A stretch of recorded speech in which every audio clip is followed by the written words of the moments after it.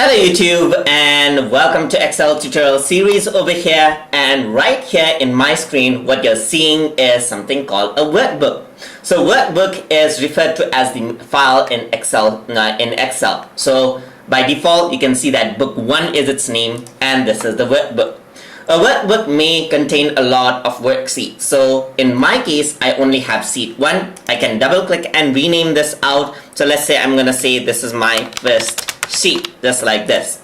You want to add more worksheets, you can click here and there you go, there's sheet 2. Click here, you can add, duplicate and so forth. If I were to right click this, you can see that there are a lot of options you can work with, which we are going to see in further lessons.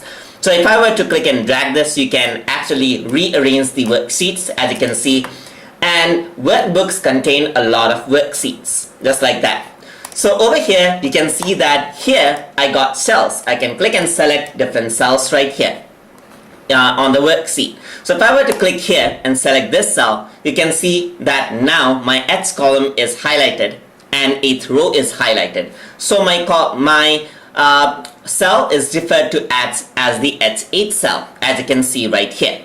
Now if I were to go down, you can see that if I were to scroll down, you can see that more and more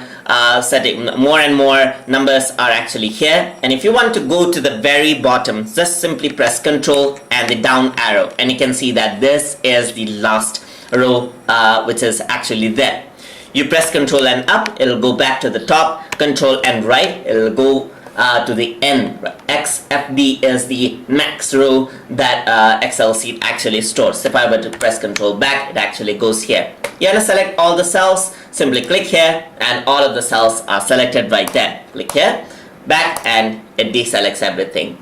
So another thing that you want to do is, if you want to move from one cell to other cell, you can simply press the arrow keys and then the cell will move just like this. So just simply press the arrow keys, as you can see right here. If you want to scroll down, not by using the mouse scroller but by using the arrow keys, you can press the scroll lock key on your keyboard. So this is one way to utilize scroll lock key on your keyboard. Press the scroll lock, and once my scroll lock is on, if I were to press the down arrow key, you can see that now this actually scrolls down. If I'm pressing the right arrow key, it actually moves to the right, just like this. So if I were to turn off the scroll lock, then if you were to press the down arrow, you can see the cell selection actually activates right there.